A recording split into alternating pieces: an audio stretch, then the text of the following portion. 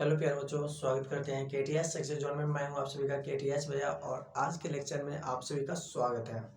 आज करने वाला है चैप्टर नंबर 4। कौन सा चैप्टर है? द्विघात समीकरण। कौन सा? द्विघात समीकरण। द्विघात समीकरण का आज बस इंट्रोडक्शन जानेंगे, इसको कैसे सॉल्व होता है, कौन कौन सा विधि अपनाया जाता है, इस क्वेश्चन को सॉल्यूशन करने वाले द्विघात समीकरण के क्वेश्चन को किस प्रकार से सॉल्यूशन किया जाता है और इसका व्यापक रूप क्या होता है, इसमें कितना शून्यक होता है, ये सभी के बारे में आज बात करने वाले हैं। तो सबसे पहले द्विघात समीकरण में इसका व्यापक रूप जानते हैं। द्विघात समीकरण में जो व्यापक रूप होता है वो होता है ax² plus bx plus c। अगर देखिए, अगर ax² plus bx plus c दिया रहेगा तो ये द्विघात बहुपद कहलाएगा। क्या कहलाएगा? द्विघात बहुपद। लेकिन जब इसको जीरो के बराबर कर देंगे ना तो ये द्विघात समीकरण कहलाएगा। क्या कहलाएगा? द्विघात समीकरण। अब इसको आप बोलिएगा द्विघात बहुपद नाम क्यों दिया गया? क्योंकि इसका घात कितना है? इस बहुपद का घात कितना है? 2 है, इसीलिए इसको बोला जाता है द्विघात बहुपद। यहीं पे अगर रहता है ax³ plus bx² plus cx plus d equal to 0, इसे क्या बोलते हैं? इसको बोलते हैं त्रिघात बहुपद। क्या बोलते हैं? त्रिघात बहुपद। सॉरी, त्रिघात बहुपद है, त्रिघात समीकरण।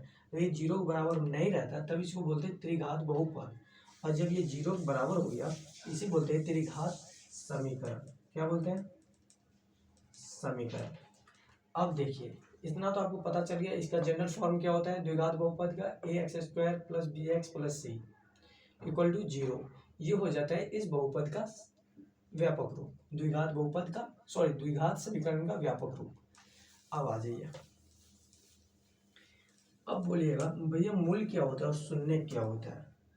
द्विघात समीकरण में इसका मूल क्या होता है, शून्य क्या होता है भैया? तो अब हम बता दें इसका शून्य क्या होता है।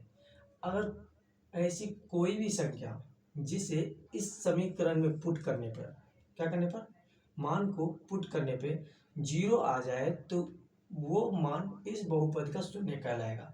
अगर मान लीजिए हम यहाँ पे p पुट कर दीजिए किस समीकरण में, इस समीकरण में, तो ये यहाँ पे क्या हो जाएगा AP² plus BP plus c। जब इसे p का मान पुट कर किए इस बहुपद में, अगर ये 0 के बराबर आ जाएगा ना तो p जो है इस बहुपद का क्या कहलाएगा? शून्य कहलाएगा। क्या कहलाएगा? शून्य कहलाएगा। वैसे ही अगर हम q पुट कर दिए तो q पुट करेंगे तो क्या हो जाएगा? AQ² plus PQ plus c plus c। अगर ये q अगर इस समीकरण में पुट किए, अगर ये 0 आ जाएगा ना तो ये भी q भी क्या कहलाएगा? इस बहुपद का शून्य कहलाएगा। क्या कहलाएगा? शून्य कहलाएगा, जिसे हम मूल भी कहते हैं। ओके, इतना समझ में आ गया आप? अब बोलिएगा भैया द्विघात समीकरण दिया हुआ है और उसका शून्य कैसे ज्ञात करें? हम उसका शून्य कैसे ज्ञात करें, उसका विधि बता दीजिए। तो उससे पहले हम आप लोग को एक चीज और बता देते हैं। इस बहुपद को अगर किसी भी बहुपद हमको याद रहता है भाई, समीकरण क्या कहलाता है? समीकरण। ax² plus bx plus c equal to 0 रहेगा तो वो समीकरण कहलाता है। कौन सा समीकरण? द्विघात समीकरण। और इसे मतलब सॉल्यूशन करने के लिए 3-4 विधि होता है। जो फर्स्ट विधि होता है वो होता है गुणनखंड विधि। कौन सा विधि? गुणनखंड विधि। कौन सा विधि? गुणनखंड विधि। दूसरा जो होता है पूर्ण वर्ग विधि। कौन सा होता है? पूर्ण वर्ग विधि। चौथा जो होता है वो होता है विलोपन विधि।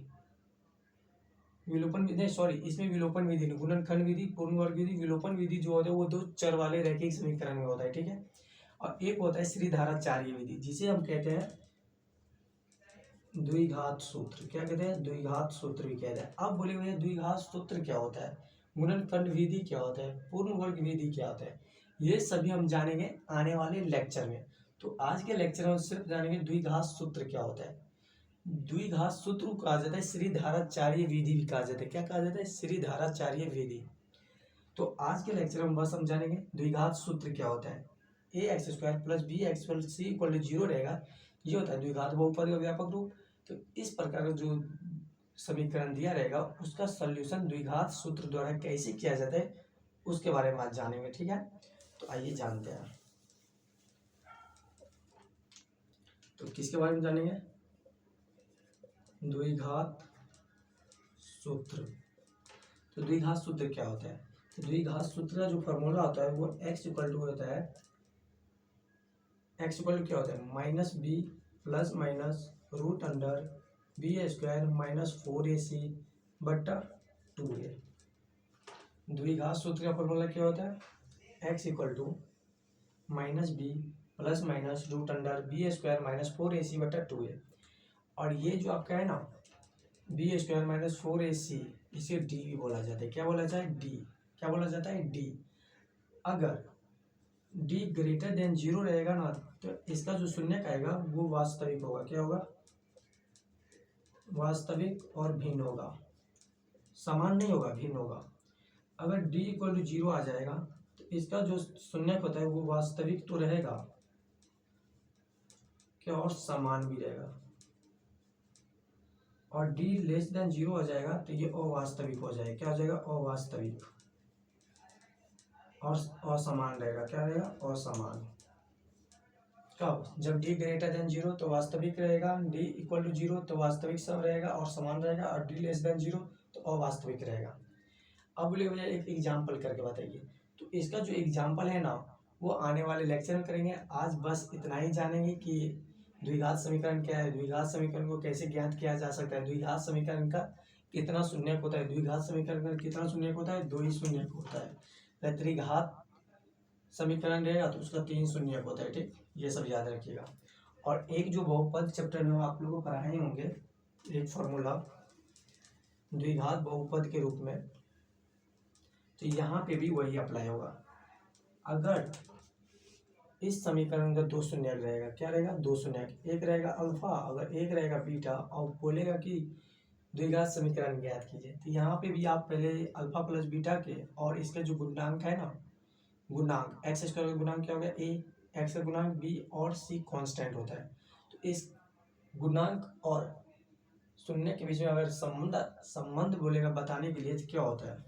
अल्फा प्लस बीटा क्या होता है? Minus b by a. Alpha into beta क्या होता है? C by a. तो ये भी आप लोग याद रखिएगा। आज के लेक्चर में इतना ही रहने देते हैं, इंट्रोडक्शन का पार्ट था तो इतना ही काफ़ी है आज के लेक्चर में। तो आने वाले लेक्चर में अपने लोग फिर से मिलेंगे, तब तक के लिए बाय बाय, टाटा। हाँ, और चैनल पहली बार आया है तो चैनल को सब्सक्राइब जरूर कर ले और अपने दोस्तों में भी शेयर कीजिए। ठीक है, बाय बाय, मिलते हैं नेक्स्ट लेक्चर में, तब तक के लिए राधे राधे।